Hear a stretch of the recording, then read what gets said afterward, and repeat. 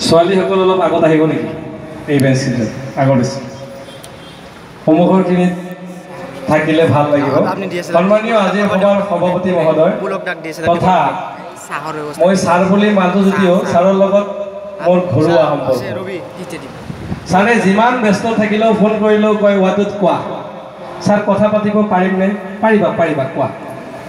মই যিদিনা ছাৰক খবৰ দিলোঁ ছাৰ এনেকুৱা কথা বঢ়িয়া বঢ়িয়া বঢ়িয়া আহিবা বঢ়িয়া বঢ়িয়া এই ছাৰৰ বঢ়িয়া বঢ়িয়া কথাবিলাকে মোক যথেষ্ট জীৱনৰ যুদ্ধত আগবাঢ়ি যাবলৈ সহায় কৰে ছাৰে কয় তুমি পাৰিবা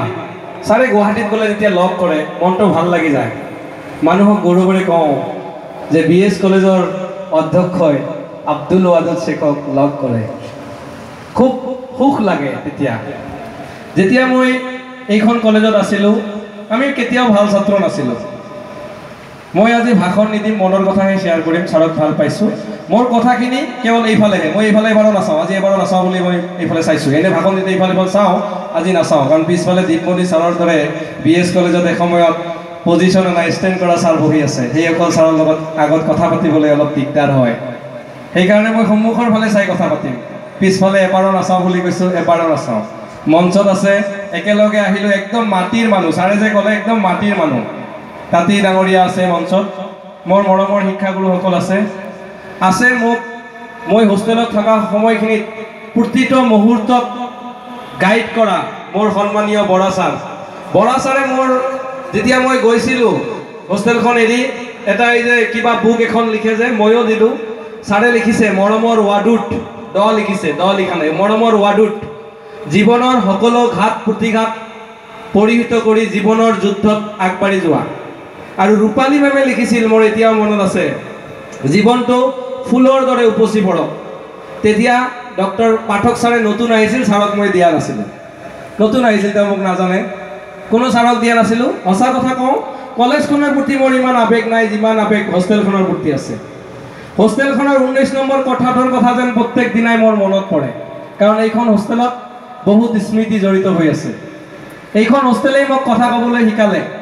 এইখন হোষ্টেলেই শিকালে জীৱন কি কোনোবাই যদি মোক সোধে তোমাৰ জীৱনৰ আটাইতকৈ জীৱনৰ এই মোৰ 27 বছৰীয়া জীৱন অৱশ্যে মই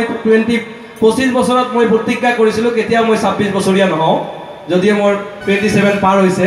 মই 25 বছৰীয়া হৈ থাকিম কোনোবাই যদি মোক সোধে মোৰ জীৱনৰ আটাইতকৈ উৎকৃষ্ট সময় কোনখিনি মই ক'ম BS কলেজ ছাত্ৰাবাসৰ 19 নম্বৰ কোঠাটোই মোৰ কাৰণে জীৱনৰ আটাইতকৈ উৎকৃষ্টতম সময় জুনিয়ৰসকলক কৈছোঁ হোষ্টেল ভাল লাগিছে নে বেয়া লাগিছে সম্ভৱতঃ বেয়া লাগিব আজি আপোনালোকৰ যি মনিটৰ সেই মনিটৰ 15 দিন পিছত মোক ফোন কৰি কৈছিল যেতিয়া হাই ছেকেণ্ডাৰী ফাৰ্ষ্ট ইয়াৰত আহিছিল মনিটৰ মোক ফোন কৰি কয় মই ইয়াত নাথাকোঁ গুচি যাম মই ইয়াক কৈছিলোঁ গুচি যাব যদি ঘৰত আহি গৰু কেইটামান আছে গাই আছে সেইকেইটা ল'ব লাগিব কলেজত এডমিশ্যন লোৱাৰ কোনো প্ৰচিডিউৰ নাই এতিয়া সিদ্ধান্ত তুমি ল'বা কাৰণ তুমি মেট্ৰিক ফাৰ্ষ্ট ডিভিজন পাইছিলা তুমি জানিবা তেওঁ থাকিলে আজি তেওঁ মনিটৰে নহয় ইয়াত অৱশ্যে মই যিটো গম পাওঁ শিক্ষকসকলৰ পৰা তেওঁ অৱশ্যে অকণমান পপুলাৰো হৈছে আজিকালি ধুনীয়াকৈ কথা বতৰাও ক'ব পৰা শিকিছে কুইজো পায় অকণমান ডিবেটো কৰে আজিকালি মই ফোন কৰিলে মনিটৰ হোৱাৰ পিছত আগতে কথা পাতিছিল এতিয়া কয় অলপ বিজি আছোঁ পিছত কৰিম নেকি তাৰপিছত আকৌ তেওঁ ফোন নকৰে মই কৈছোঁ যা ভালেই হৈছে বিজি হৈছে আজিকালি তেনেকৈ BS কলেজ মেন্স হোষ্টেলত কটাইছিলোঁ সেইকাৰণে মই আৱাসীসকলক উদ্দেশ্য কৰি দুই এষাৰ কথা ক'ম যে BS কলেজ ছাত্ৰাবাস মিনি ইণ্ডিয়া ইয়াত সকলোৱে আছে উপদেশকে প্ৰতিবেদনত পৰিছে ইয়া কেৱল হিন্দু মুছলমান বড়ো জনজাতি নহয় ইয়া এক মিলনৰ তীৰ্থভূমি মই যেতিয়া BS কলেজ ছাত্ৰাবাসৰ পৰা গৈছিলোঁ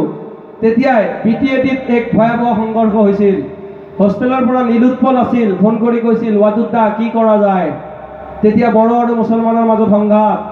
কিন্তু সেই একেটা সময়তে নজমুল আৰু নীলোৎপল বড়োই বৰপেটা ৰোডৰ পৰা বজাৰ কৰি আহি গোটেই অসমক ভাতৃত্ববোধৰ চিনাকি দিছিল মই তেতিয়া ফেচবুকত লিখিছিলোঁ যিসকলে হিন্দু আৰু মুছলমান কৰি আছে যাক গৈ BS কলেজ ছাত্ৰাবাসত দেখি আহক তেওঁলোকে কেনেকৈ একেখন বিছনাতে একেখন থালিতে খাই আছে শুই আছে সম্প্ৰীতিৰ বাণী যদি কোনোবাই শিকাব লাগে আমাক BS কলেজ মেন্স হোষ্টেলত আহক লগতে কৈছোঁ BS কলেজ ওমেন্স হোষ্টেলতো আহি কেতিয়াবা দেখি যাওক তেতিয়া তেওঁলোকে সম্প্ৰীতি শিকিব ভাতৃত্ববোধ মুখত ক'ব পাৰি একেখন থালিত একেখন আগৰ জুনিয়ৰজনে খাই গৈ পিছত একেখন থালিত অলপমান কেৱল ধুই কেনে খোৱাটো এয়া কেৱল হোষ্টেলৰ আৱাসীৰ কাৰণে সম্ভৱ হয়নে হোষ্টেল এনেকুৱা এখন ঠাই য'ত আমি কৰি দেখুৱাওঁ বহুতে ইনচাল্ট কৰে বহুতে কয় হোষ্টেলৰ ল'ৰা ছোৱালী পঢ়া শুনা কৰিব নাজানে সেয়ে মোৰ ছিনিয়ৰ এগৰাকী আছিল ৰূপম পাঠক তেওঁ কলেজত কৈছিল হোষ্টেলৰ ল'ৰা ছোৱালীৰ দৰে যদি কোনোবাই কম পঢ়ে ফাৰ্ষ্ট ডিভিজন পোৱা দূৰৰ কথা পাছে কৰিব নোৱাৰিব কাৰণ আমি হোষ্টেলত আড্ডা মাৰিমেই যিমানেই বৰা চাৰ আহক যিমানেই লাইট লৈ আহক আমি আড্ডা মাৰিমেই কোনেও ৰখাব নোৱাৰে আমি বদমাচি কৰিমেই এইফালে কোনোবাই যাব আমি জকামেই হোষ্টেলত থাকি যদি এইখিনি নকৰোঁ কেতিয়া কৰিম আৰু এইবাৰ যিখিনি দেখা পাইছোঁ জুনিয়ৰৰ লগতে গাৰ্লছ হোষ্টেলৰ ছোৱালীবিলাকৰ ইমান চিনাকি আমাৰ সময়ত ইমান চিনাকি নাছিল খুব ভাল লাগিছে এইটো এই পৰম্পৰাটো চলি থাকিব লাগে BS কলেজ ছাত্ৰাবাস আৰু BS কলেজ ছাত্ৰী নিবাস যদি একেলগে কয় কলেজৰ ইলেকশ্যনটোৱে চেঞ্জ কৰি দিব পাৰে হয়নে ইমান ফ্ৰেণ্ড থাকে তেওঁলোকে যদি কয় এইটো দলক জিকাম বুলি জিকাব পাৰে যদি কয় নিজিকাও হাৰিব বুলি হাৰি যাব পাৰে হয়নে চ' এয়াই ছাত্ৰাবাসৰ আপোনালোকৰ একতা চ' এই একতাখিনি বেলেগত মানুহে কেৱল ক'ব পাৰে আমি ছাত্ৰাবাস আৰু ছাত্ৰী নিবাসে এইটো দেখাই দিওঁ আজি ইয়াত আহি ভাল লাগিছে মোক ছাৰে ফোন কৰিছিল আহিবা মই কৈছোঁ ছাৰ যাম ছাৰে আকৌ ক'লে বেলেগ মিটিং নাৰাখিবা খুব মিটিং মাৰি ফুৰ মোৰ ছাৰ মই BS কলেজ ছাত্ৰাবাসত আপুনি মাতিছে নাহাৰ কোনো প্ৰশ্নই নাই মোৰ USTMৰ ক্লাছ থাকে 10 to 5 ছানডে নহ'লে কেতিয়াও আহিব নোৱাৰিলোঁ হয় এইখন প্ৰাইভেট ইউনিভাৰ্চিটি যথেষ্ট সময় থাকিব লাগে 8 ঘণ্টা সময় আমাক থাকিব লাগে পাঞ্চিং মাৰি আহিব লাগে সেইকাৰণে মই আহিছোঁ ছানডে কিন্তু আহোঁতে আজি এটা দুৰ্ঘটনা হ'ল হঠাৎ মালিগাঁও পাতে আমাৰ যিগৰাকী খুৰাই গাড়ী চলাই আছিল হঠাৎ কঁপিব ধৰিলে একদম কঁপিব ধৰিলে মই কৈছোঁ এতিয়া কি হ'ব মনটো মোৰ এই হোষ্টেলৰ এই পেণ্ডেলটো কাৰণ এটা ফটো মাৰি ইতিমধ্যে মনিটৰ উপদেশক মহোদয়ে ইতিমধ্যে ষ্টেটাছ হোৱাটছআপত ষ্টেটাছ দিছে মই চাইছোঁ মনটো মোৰ ইয়াতে তেখেতে ইমান ইতিবাচক মন মই আপোনালোকক ইতিবাচক মনৰ কথা কৈ এইখিনি কথা ক'বলৈ আহিছোঁ ইমান ইতিবাচক মন কঁপি আছে চাহ খালে ৰ'দত আহিলে গাড়ীৰ ভিতৰত হিটাৰ দিলে অলপমান পিছত ফাৰ্মাচী খুলিলে পেৰাচিটামল এটা খালে মোক ক'লে পাৰিম আমাক ক'লে যে পাৰিম ব'লা আমি ক'লোঁ পাৰিব জানো তাঁতি ডাঙৰীয়ে ক'লে পাৰিবা অঁ পাৰিম যি স্পীডত লৈ আহিলে গাড়ী 100 এনেকুৱা স্পীডত আহিলে ইয়াত একদম সময়মতে আহি পৰালে সেইটো মানুহৰ জীৱনৰ ইতিবাচক মানসিকতা বেমাৰ হ'লে বা কিবা এটা হ'লে যে ভাগৰি পৰিব নোৱাৰিলে আজি জীৱনৰ এটা শিক্ষা এই গুৱাহাটীৰ পৰা বৰপেটা ৰোড আহোঁতে সেই শিক্ষাটো মই পালোঁ হোষ্টেলৰ আৱাসীসকলক উদ্দেশ্য কৰি কৈছোঁ হোষ্টেল এক পবিত্ৰ ঠাই ইয়াত পঢ়িব লাগিব BS কলেজ ছাত্ৰাবাসত আগত লিখা আছিল এতিয়া নাজানো ছাত্ৰাবাসত যেতিয়া প্ৰস্পেক্টাছ ওলাই ছাত্ৰাবাসৰ ফটোত লিখা আছিল মহামানৱ গড়াৰ কমাৰ খাল এয়া আচলতে মহামানৱ তৈয়াৰী হয় এইখন BS কলেজ ছাত্ৰাবাস যিসকল ল'ৰা ছোৱালী আছে আমাৰ বেছত যিমানে আছে পঞ্চায়তৰ কিবা এটা জব হ'লেও বেছিভাগে জব কৰি আছে এয়া এক গৌৰৱৰ বিষয় ঠাকুৰদা আছিল আগত আজি ঠাকুৰদালৈ শ্ৰদ্ধাৰে সোঁৱৰণ কৰিছিলোঁ ঠাকুৰদা নাই এতিয়া খুব টেষ্টি দালি বনাইছিল মই ইয়াক ক'লোঁ ঠাকুৰদা বিশ্বাসঘাতকতা কৰিলে কাৰণ মই কৈছিলোঁ যে আপোনাৰ হাতৰ দালি আমি খাব আহিম মই মাত্ৰ এবাৰহে আহিছিলোঁ যোৱাৰ পিছত কিন্তু ঠাকুৰদাই নাটকীয়ভাৱে আমাৰ মাজৰ পৰা গুচি গ'ল মৃত্যু যিহেতু আমাৰ হাতত নাই ভগৱানৰ হাতত তেখেত গুচি গ'ল য'ত আছে ভালে থাকিব কাৰণ হোষ্টেলৰ আৱাসীসকলৰ মৰম আৰু 72ৰ পৰা যিমান আৱাসী আছে যিমান পাইছে ঠাকুৰদাই 40 বছৰমান আছিল আজি ঠাকুৰদাক শ্ৰদ্ধাৰে সোঁৱৰণ কৰিছোঁ মই আপোনালোকক দুখাৰ কথাই ক'ম জীৱনত যদি আগবাঢ়ি যাবলৈ হয় আপোনালোকে মেট্ৰিকত কিমান পাৰ্চেণ্টেজ পাইছে হায়াৰ ছেকেণ্ডেৰীত পাইছে এয়া একো ডাঙৰ কথা নহয় ইয়াত মনত ৰাখিব আপোনালোকে উচ্চতৰ মাধ্যমিকহে সম্পূৰ্ণ কৰিছে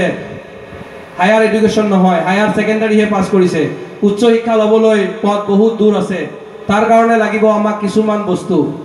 প্ৰত্যেক দিনাই কিবা হ'লেও পঢ়িব লাগিব আমাক লাগিব সততা যিটো বজাৰত কিনিবলৈ পোৱা নাযায় নিয়মানুৱৰ্তিতা যিটো ডিচিপ্লিন বুলি কয় সেই ডিচিপ্লিনটো আমাৰ মাজত লাগিব আমি চলিব লাগিব ডিচিপ্লিনৰ মতে একক গতিত জীৱনটো চলিব লাগিব হোষ্টেলৰ মনিটৰ ইমান কাম কৰাৰ পিছতো কালি বোলে ৰিজাল্ট দিছে 8.5 পাইছে মই কৈছোঁ তই 8.5 পা আৰু 6.5 পা মোক ক'ব নালাগে BS কলেজ পাৰ হৈ কেনেকৈ দিল্লী ইউনিভাৰ্চিটিত চিট পা তাৰ চিন্তা কৰ পাৰ্চেণ্টেজ শুনাবলৈ মোক নাহিবি মোক নালাগে পাৰ্চেণ্টেজ আজিকালি 50% হ'লে এণ্ট্ৰেঞ্চৰ ছিষ্টেম যদি কোৱালিটি আছে আগবাঢ়ি যাব পাৰিব মই যিখন ইউনিভাৰ্চিটিত পালোঁ একো নালাগে ডেমো ক্লাছ ল'ব ষ্টুডেণ্টে যদি ফিডবেক ভালে দিয়ে তেওঁৰ চাকৰি হ'ব ডেমো ক্লাছত বেয়া হ'লে তেওঁ কিমান ডিগ্ৰী থাকে সেইবিলাক কোনো কথা নাই আজিকালি যুগটো বেলেগ হৈ গ'ল পৰিৱৰ্তন হৈ গ'ল সেয়ে মই আপোনালোকক কৈছোঁ এইখন ছাত্ৰাবাস আপোনালোকে পাইছে কেৱল ইতিবাচকভাৱে ব্যৱহাৰ কৰক সততাৰে সময়খিনি আগবঢ়াই লওক কেৱল ভাবক যে ঘৰৰ পৰা দূৰত আছে আপোনালোকে যিহেতু দূৰত আছে এই দূৰত থকা সময়খিনি আপোনালোকে ইতিবাচক মানসিকতাৰে লওক 3 বছৰ 5 বছৰ কোনোবাই থাকিব এয়া কোনো ডাঙৰ কথা নহয় আজি আপোনালোকৰ উপদেশকৰ কথা কৈছোঁ তেওঁ কটন কলেজত সিট পাইছিল ইংৰাজী মেজৰত অসমীয়া মেজৰত তেওঁ পঢ়িব পলিটিকেল সায়েন্স বিএছ কলেজত এডমিশ্যন হৈয়ে গৈছিল তেওঁ কিন্তু পিছত আকৌ বিএছ কলেজ আহিব বিবৰুৱাত পঢ়িবলৈ মন নকৰিলে কটনত পলিটিকেল নোহোৱাকৈ পঢ়িবলৈ মন নকৰিলে এডমিশ্যন হৈ গৈছিল কি কৰা যায়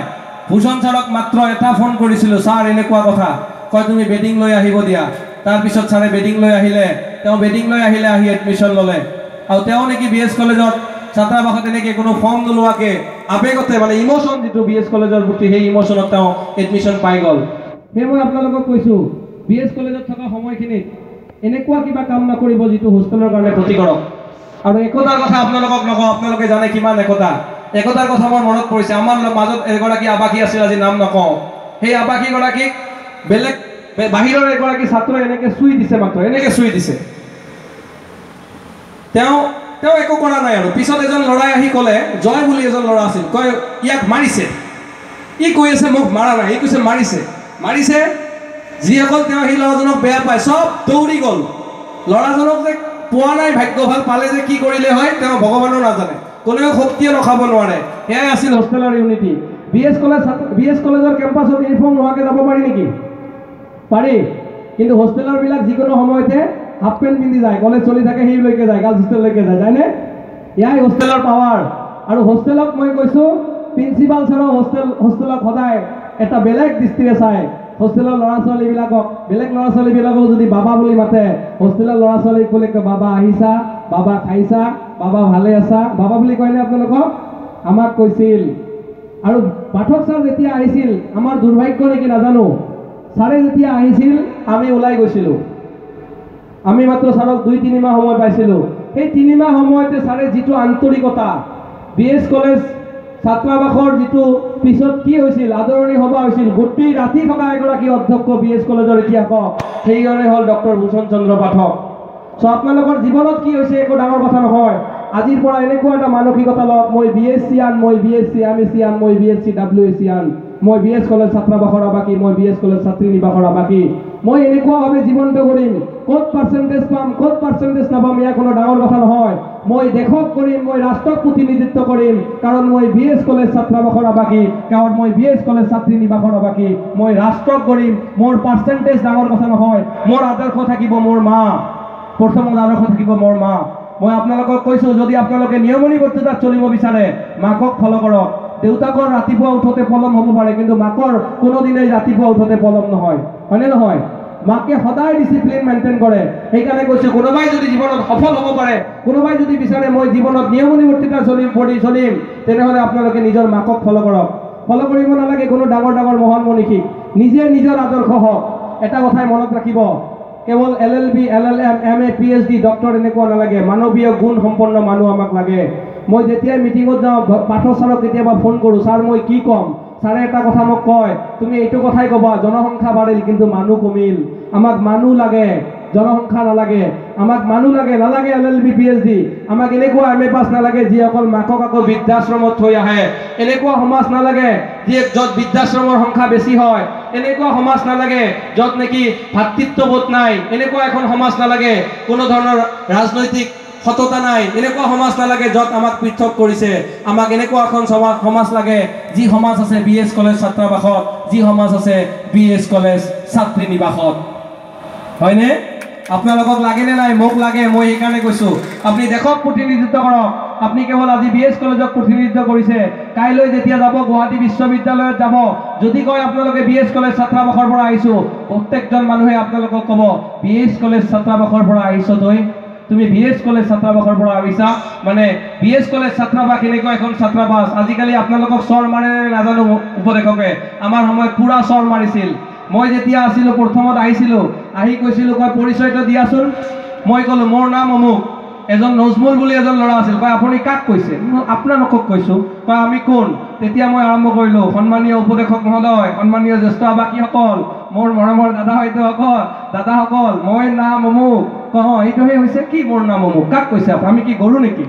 মই ইমান লাজ পাইছিলোঁ তাৰপিছত গম পালোঁ এইখন মঞ্চত মই প্ৰথম কথা পাতিছিলোঁ তাৰপিছত গম পালোঁ এইখন মঞ্চতে মই এইখন BS কলেজ ছাত্ৰাবাসতে লিখা আৰম্ভ কৰিছিলোঁ। এতিয়া মই 3খন কিতাপৰ লেখক, এখন অনুলেখক, কেইবাটাও পেপাৰত মাজে মাজে সময় পালে হ'লেও লিখোঁ। এইখন ছাত্ৰাবাসে কিন্তু মোক সেইখন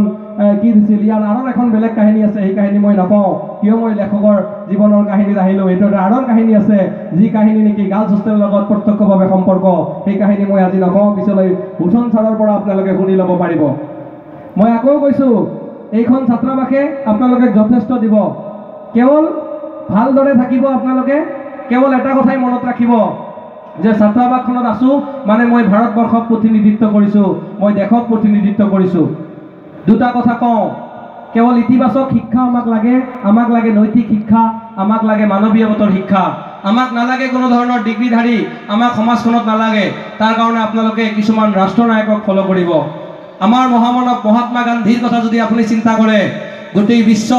তেওঁক ৰেকগনাইজ কৰিছে, কিন্তু মহাত্মা গান্ধী মেট্ৰিকত 3rd ডিভিজন পাইছিল, শিক্ষা জীৱন ইমান ভাল নাছিল। গোটেই ভাৰতবৰ্ষৰ কাৰণে এগৰাকী বিশ্ব বৰণ্য নেতা, বিশ্বৰ কাৰণে এগৰাকী নেতা। আপুনি যদি নেলছন মেণ্ডেলাৰ জীৱনী চায়, তেওঁ 5 বাৰ আইনত ফেইল কৰিছিল, তেওঁ ভাৰত ৰত্ন পাইছিল, তাৰপিছত তেওঁ দক্ষিণ আফ্ৰিকাক নেতৃত্ব দিছিল। আপুনি যদি চাই শচীন তেণ্ডুলকাৰৰ কথা, শচীন তেণ্ডুলকাৰৰ জীৱনী যদি আপোনালোকে পঢ়ে, চাব ক্লাছ 8 পাছ কৰিছে, মানুহে তেওঁলোকক তিৰস্কাৰ কৰিছে যে শচীনে জীৱনত কেতিয়াও আগবাঢ়ি যাব নোৱাৰে, পঢ়া শুনা বাদ দি ভুল কাম কৰিছিল। কিন্তু 8 পাছ শচীনজন, যিজন শচীনক গাড়ীত লোৱা নাছিল, তেওঁৰ গাটো ঘামি গৈছিল, গোন্ধাইছিল, সেইজন শচীন আজি ভাৰত ৰত্ন। আপনি লতা মংগেশকাৰৰ জীৱনী যদি পঢ়ে, লতা মংগেশকাৰ খাব ক্লাছ 6 পাছ, আপুনি ক'ব নেকি লতা মংগেশকাৰ শিক্ষিত নহয়? কিন্তু গোটেই ভাৰতবৰ্ষই, গোটেই বিশ্বক লতা মংগেশকাৰক নেতৃত্ব দিছে। আপুনি পাপন আৰু জুবিনৰ কথাই চাওক, গোটেই অসম বা ভাৰতবৰ্ষই নেতৃত্ব দিছে, তেওঁলোকৰ শিক্ষা জীৱন কিন্তু ইমান ভাল নাছিল। আপুনি কিহৰ কথা চাওক, আপুনি যদি ডাঙৰ আমাৰ অসমতে প্ৰতিষ্ঠিত বহুত ব্যক্তিৰ কথা চায়, তেওঁলোকে স্কুল পৰ্যায়ত কিন্তু ৰোল নম্বৰ 1 নাছিল বা মেট্ৰিকত কেতিয়াও বহুত 95-90% পোৱা নাছিল। পাৰ্চেণ্টেজ আমাক বহুত স্কুলত আছে, ক্লাছ 1 to 10 ৰোল নম্বৰ 1 লৈকে হৈছে, কিন্তু তেওঁলোকে কেতিয়াও কিন্তু হায়াৰ এডুকেশ্যন কমপ্লিট কৰিব পৰা নাই। আপুনি মধ্যমভাৱে যাওক, কিন্তু আপুনি ৰখি নাযাব, আপুনি একেধাৰে যাব লাগিব। আপোনাৰ যিটো স্পীড, যিটো সফলতাৰ ধাৰা এদিন হ'ব নালাগিব। এদিন যদি আপুনি সফল হয়, তেনেহ'লে মানুহে আপোনাক ক'ব আপুনি লাকত পাইছিল। কিন্তু আপুনি এনেকুৱাভাৱে সফল হ'ব লাগিব, সফলতাৰ যিহেতু কোনো নিৰ্দিষ্ট সীমা নাই, এটাৰ পিছত এটা ষ্টেপ আমি আগবাঢ়ি যাবই লাগিব। আমি যদি মই কাহিনী যদি এটা কওঁ, এজন ল'ৰাৰ কাহিনী মই ইয়াত আপোনালোকক শ্বেয়াৰ কৰি মই এইটো ভাষণৰ পৰা আজি বিদায় লৈছোঁ, কাৰণ মোৰ ভয় লাগি আছে। পিছফালে মোৰ শিক্ষাগুৰুসকল আছে, মই এবাৰো চোৱা নাই, আচলতে ভয়তে চোৱা নাই। পাঠক ছাৰৰ আগত মই এনেকৈ অতিথি হিচাপত ভাষণ দিয়াটো মোৰ আচলতে অলপমান থকোজা লাগিছে। মই সেইকাৰণে কোনো ধৰণৰ কথা কোৱা নাই, হোষ্টেলৰ কথাই মই শ্বেয়াৰ কৰিছিলোঁ। হোষ্টেলত মই যেতিয়া আহিছিলোঁ, ছাৰে যে কৈ মই গানটো গাইছিলোঁ তাতে, সিদিনা ছাৰে এটা কাহিনী কৈছিল, এজন ল'ৰাৰ কাহিনী। সেই ল'ৰাজন ক্লাছ 6ৰ পৰা 7ত উঠিছে। 7ত বৃত্তি পৰীক্ষা হয়নে নাই? কথা ক'ব এতিয়া, হয়নে?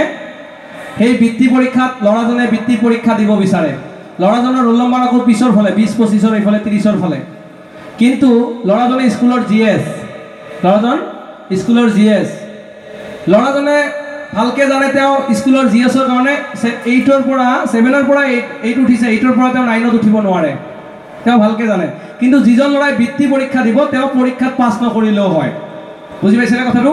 বুজি পাইছে? পাছ নকৰিলেও হয়। তাৰপিছত তেওঁ মাষ্টৰক ক'লে, ছাৰ মই বৃত্তি পৰীক্ষা দিম। কয় তুমি গাধ হৈছে নে পাগল হৈছে, ইমান পিছৰ ৰোল নম্বৰত বৃত্তি দিব নেকি? নিদিয়ে। তাৰপিছত ছাৰৰ ভৰিত ধৰিলে, নিদিলে। তাৰ পিছদিনা ল'ৰাজনে ক'লে, আজি যদি নিদিয়ে মই একদম ধুতিলৈকে খুলি দিম, তথাপি মোক পাৰ্মিশ্যন দিব লাগিব। তাৰপিছত পাৰ্মিশ্যন কিবাকে ল'লে, বৃত্তি পৰীক্ষা দিব গৈছে ল'ৰাজনে। বৃত্তি পৰীক্ষা দিবলৈ গৈ চাই যে তাতে এগৰাকী ছোৱালী, এইজনো ইমান কি নহয়, কিন্তু মেল মাৰা আৰম্ভ কৰিলে ল'ৰাজনে। তাৰপিছত সেই ল'ৰাজনে 9তো পাছ কৰিলে, পিছৰ ফালে ৰোল নম্বৰ, 10ত উঠিলে, টেষ্টত পিছৰ ফালে ৰোল নম্বৰ। ছাৰে কেইজনমান ল'ৰাক সুধিছিল, ভাল ছাত্ৰবিলাকক, ক'ত পঢ়িবি অ' বোপাইহঁত? তেতিয়া সেই ভাল ছাত্ৰবিলাকে কৈছিল, ছাৰ আমি কটনত পঢ়িম। সেই ল'ৰাজন যিজন পিছৰ ফালে ৰোল নম্বৰ, তেওঁ দৌৰি আহি কৈছিল, ছাৰ ময়ো কটনত পঢ়িম ছাৰ। তেতিয়া তাতে বহুত